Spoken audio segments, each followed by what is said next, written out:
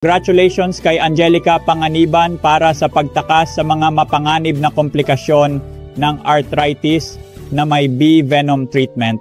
Ako at ang mga doktor sa St.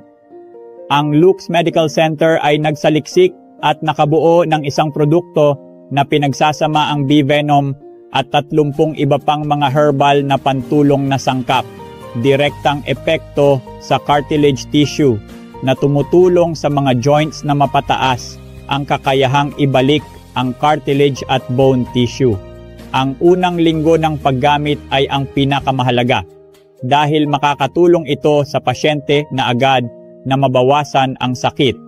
Ang ikalawang at ikatlong linggo ay unti-unting magbabago at magbabalik ng tissue ng buto na tutulong sa pasyente na makalakad at gumawa ng mga magaan na aktibidad ng mas flexible.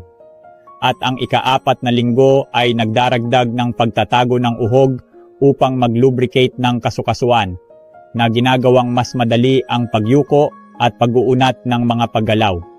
Sa kasalukuyan, ang produkto ay overloaded dahil ang bilang ng mga order ay masyadong mataas dahil ang estado ay nagkakaroon ng isang programa ng suporta upang bawasan ang mga gastos sa pamamagitan ng 70% kapag ang pagbili ng bee venom staff ay pinalakas upang agad na maihatid ang mga kamay ng pasyente bilang karagdagan.